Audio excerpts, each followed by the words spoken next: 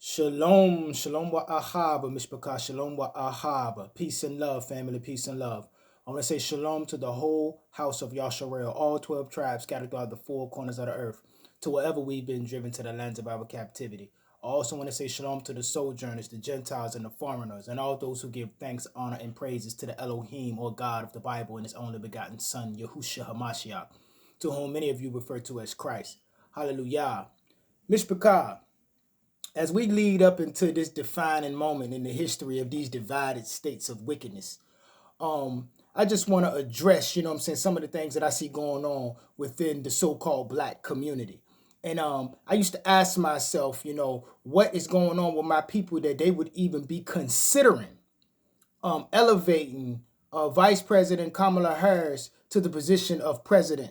It just made absolutely no sense to me until I seen what a lot of these black preachers are doing as an extension of the Democratic Party.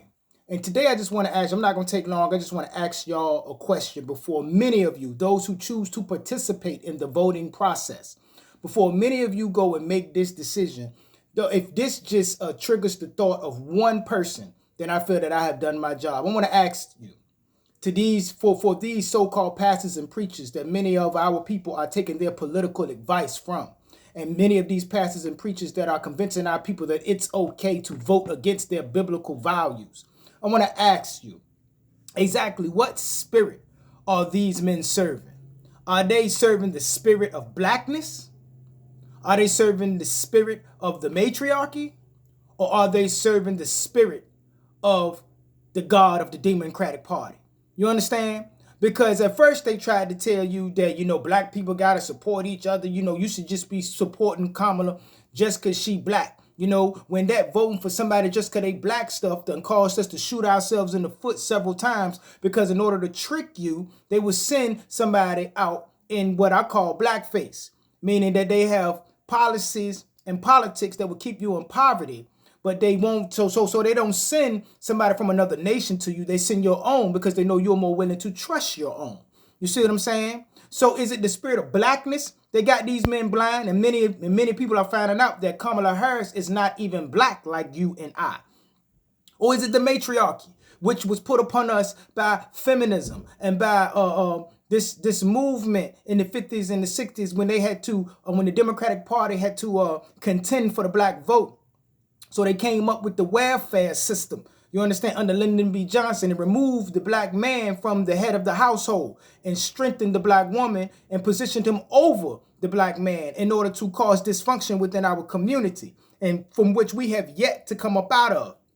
So are they serving the matriarchy, trying to say that, oh, y'all should just be voting for Kamala just because she a woman? You see what I'm saying? Or are they serving the God of the Democrat Party, which I believe is Molech?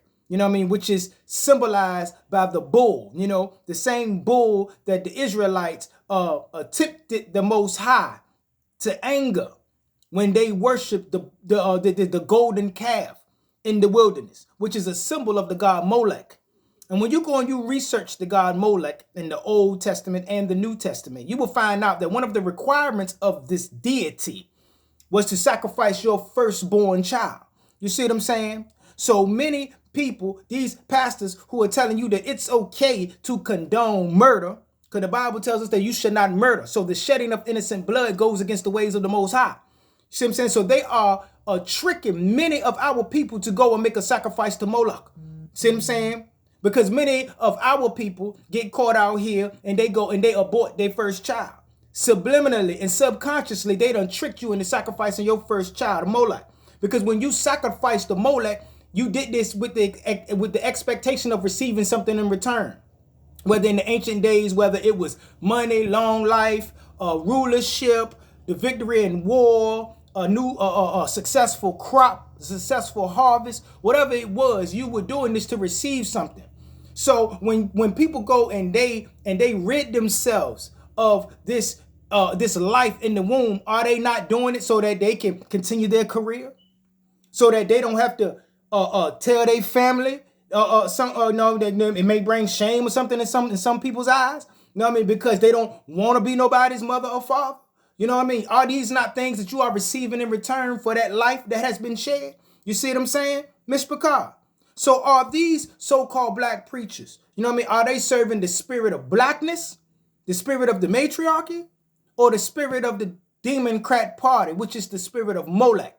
You understand? Because when somebody tells you to go, that it's okay to vote against your biblical principles, when you know in your heart and within your ruach and within your spirit that the Most High tells you that thou shalt not commit murder. Murder meaning killing innocent. And a child in the womb ain't did nothing to nobody. So that is the shedding of innocent blood. And for people that's trying to convince our people that up until a certain point, it's not even a baby, it's not even a life, when those of us know that life begins at conception. You want to know why? Jeremiah, Yirmiyahu, more commonly known as Jeremiah, chapter 1, verse 5. Before I formed you in the womb, I knew you. And before you came out of the womb, I kadoshed you. I sanctified you. I appointed you a nabi, a prophet to the nations. So before, when he was in the spirit realm, before the Most High allowed his father's semen to connect with his mother's egg and become physical, the Most High already knew him when he was in the spirit. So how you gonna tell me that when you eliminate a child in the womb, that you are not going against the ways of the Most High, because the Most High knew that child before that child was even made physical in the womb? So Mishpachah, do not listen to these men who have sold themselves out to the Democrat Party, to the Freemasons, and to those Greek letter organizations that we call the Divine Nine. If you are going to participate in this voting process coming up here, vote with your ruach and your spirit in mind. And do not allow yourself to end up in conflict and at odds with the Most High Yah, the Elohim of the Bible, the Elohim of Abraham, Isaac, and Jacob, and his only begotten son, Yahushua HaMashiach, to whom you refer to as Christ. Understand that, Mishpachah? Don't allow these Judas goats to lead you to the slaughter, because all of them are going to the lake of fire, Mishpachah. Hallelujah. And with that, I'm going to go ahead and get out of here. And always remember to keep the fire burning. A little more oil in my lungs. Hallelujah, Mishpachah. Keep your eyes open. Stay prepared so that you don't have to get prepared. And remember that your redemption is near. Until we meet again, Mishpachah. Kumar Yasharel. Kam Yasha'Allah. Rise Yisrael. Shalom. Shalom. Salam Mishpachah. Hallelujah.